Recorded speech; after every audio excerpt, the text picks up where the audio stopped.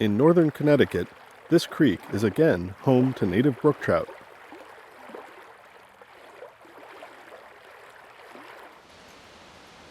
In central Connecticut, this park is again busy with recreation.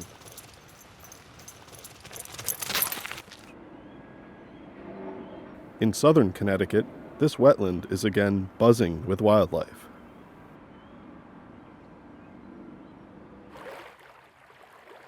What do these places have in common? The Housatonic River.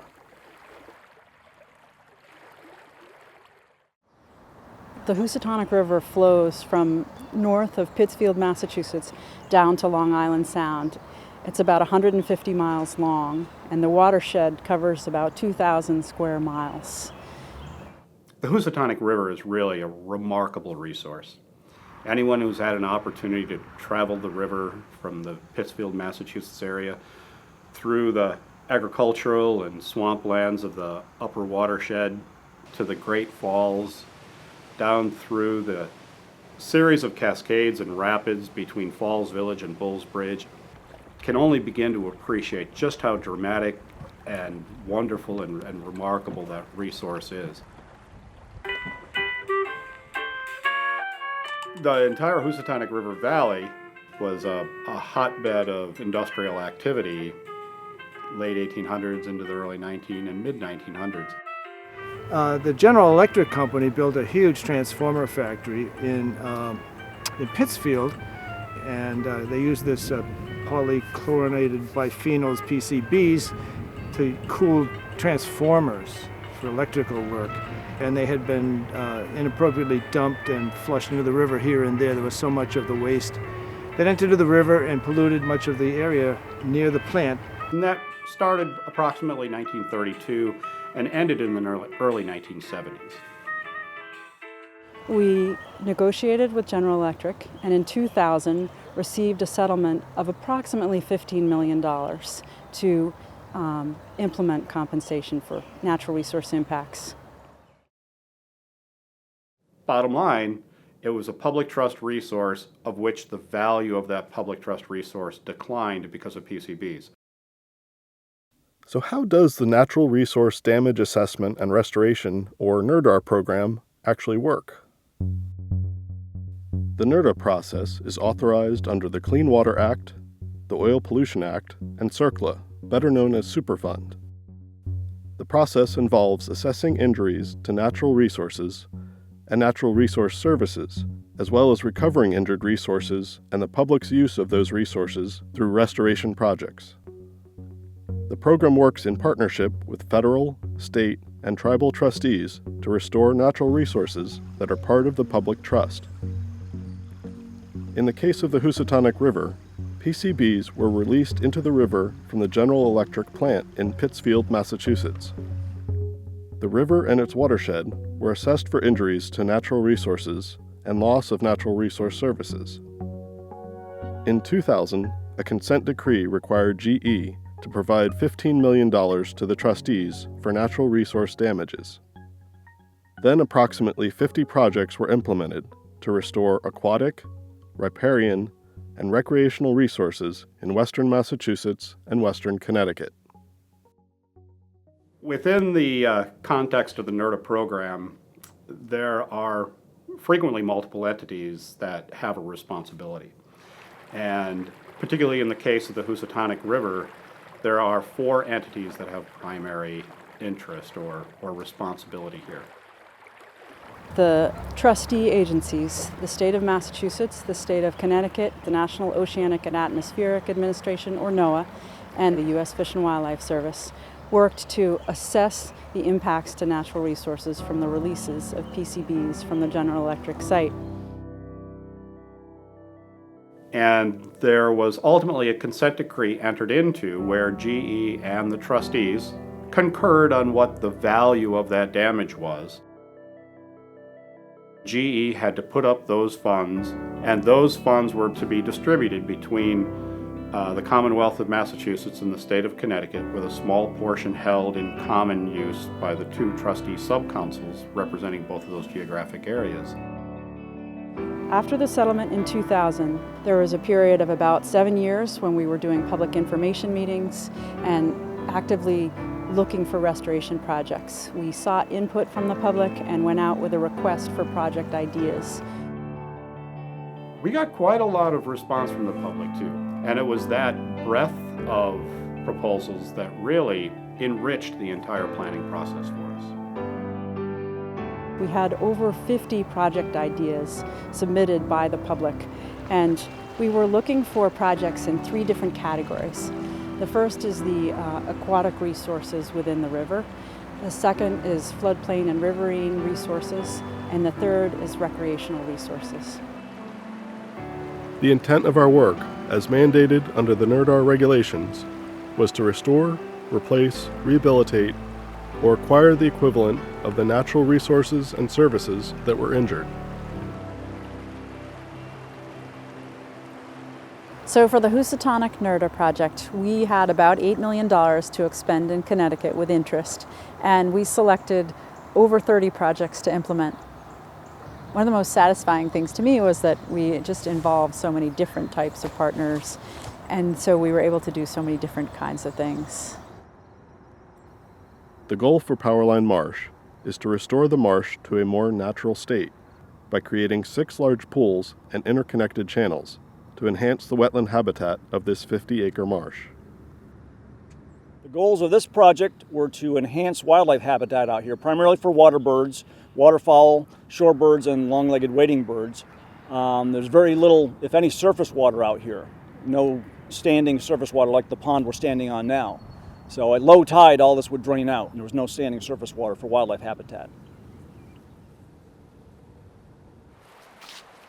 The goal for Sega Meadows Park is to develop a 23-acre park along the Housatonic River, with nature trails, camping sites, and designated areas for fishing and boating.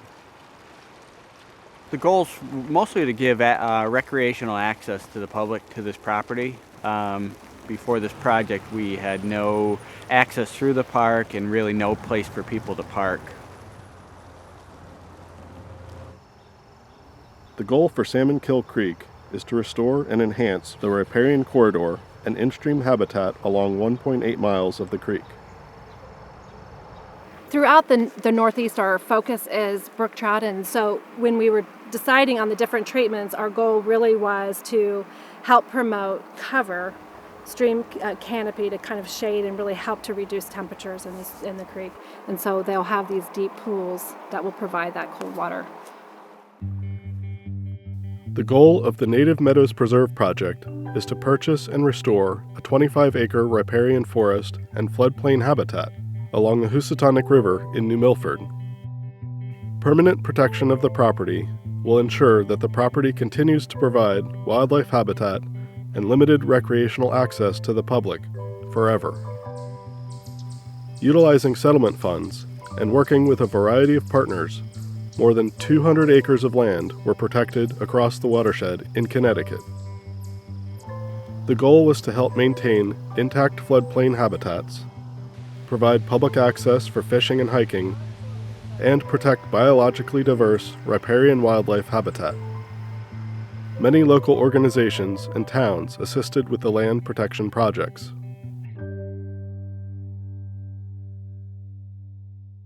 When it rains hard, some of it. How do you develop and implement restoration projects? Partners. Where's it going? I think partners are one of the most important aspects of the work that we do, because when the partners implement the projects, they have more ownership in them, and they take care of them, and they sustain the projects for the future. And it's that essence of working together toward common good with clear goals, with passionate people, with multiple resources that is really what makes change happen. Without the other partners, we would not have been able to do everything that we have accomplished here at the park. And that's been a huge benefit for us. We just didn't have the equipment or the manpower or enough funding to be able to do that, so to have volunteers and other groups involved made it happen. And also having all these other people scattered throughout the Route 7 corridor to work together, to share ideas with, and to come together and promote what we're doing in New Milford as part of a much bigger thing. That raises our standard. On Salmon Kill Creek, partners are working to restore brook trout habitat. Today, Trout Unlimited and a bunch of other partners all got together to restore the banks of the Salmon Kill, but also to educate the local community about the Salmon Kill Creek and about how to better protect it by learning about it and connecting. If you felt it, drop it. So for the students coming here today, hopefully they've made a connection to this area, to the environment, and they can then hopefully become stewards of that environment and continue to protect it into the future. On Powerline Marsh, the Connecticut DEEP relies on partners for this and other restoration projects. We have a small program in Connecticut, and we rely very heavily on partners, outside funding sources, things of that, because we do not really generate our own funds. We have to go out and seek outside funding. So this was a major opportunity to do some great restoration work on this section of the Housatonic River. At Sega Meadows Park, New Milford Parks and Recreation tapped local talent to add more benefits to their park. An organization that played a tremendous role in making Sega Meadows the success it is today is the New Milford Youth Agency. We were approached by the New Milford Parks and Rec, and they were looking to see if the students and area youth want to get involved in that restoration. And to me, the most exciting thing they did is this amazing stairway. There was a very steep decline going down to one of the lower river basins. That you used to have to really carefully walk down this thing. And so we actually put in, I believe it's like 40-something stairs, 6x6s going up that embankment to control the erosion. Students were able to learn in that facet how to really control the erosions and protect that hillside boundary. And so that was a great project for us and the kids to work on.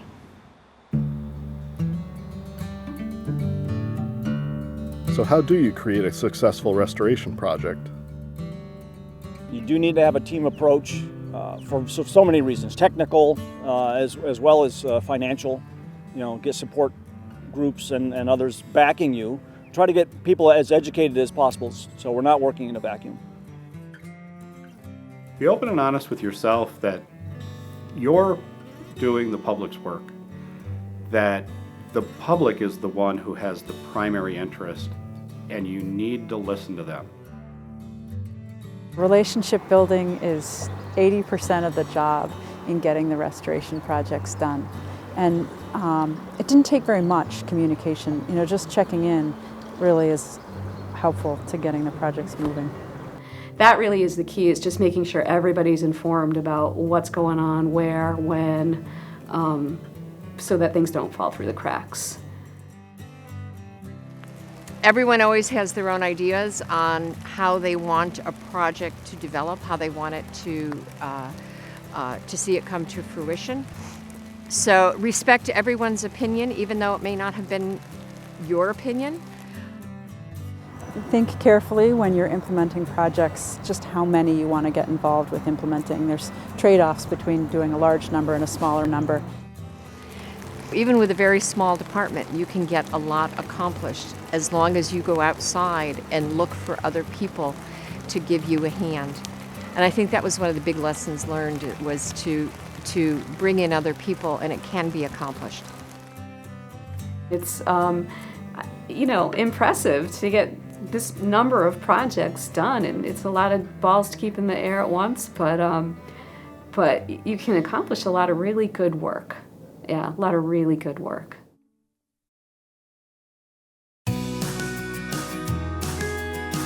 This restoration is important because it adds to the cleanup of the river, and it touches so many people that live along the river. It's opened some sort of windows for conversation about watersheds and habitat and the importance of cold water. I don't think any of that was really on people's minds as much as it is now. I think as the community sees the changes and they see the wildlife coming back, they'll be more invested in protecting it into the future.